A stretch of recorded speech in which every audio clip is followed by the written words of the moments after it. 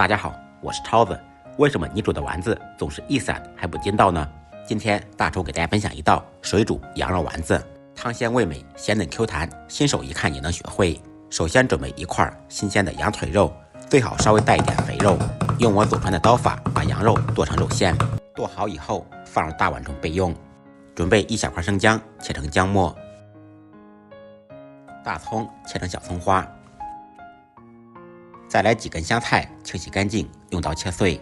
切好的葱花、姜末、香菜末一同放入肉馅中。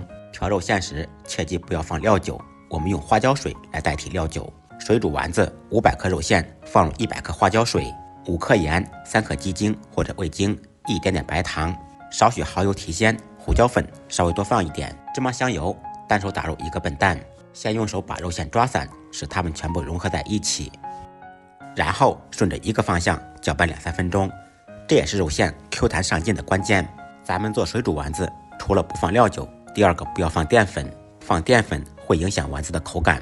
搅至上劲以后，再用手摔打1分钟，1抓2搅3摔打，这样煮丸子想散都特别难。大家千万不要偷懒。挤丸子还有多少朋友不会做的，在屏幕上扣个1，我来教大家。左手抓肉馅，在虎口处把丸子挤出，右手大拇指把丸子挑起来放入锅中。接下来再准备半根白萝卜，先切成细丝，再切成薄片。切好以后放入碗中备用。起锅做水，把水温烧到60-70度。丸子下锅时，水温太低或者太高都容易散，煮出来不够鲜嫩。不能用冷水，也不能用沸腾的水，水温60-70度刚刚好。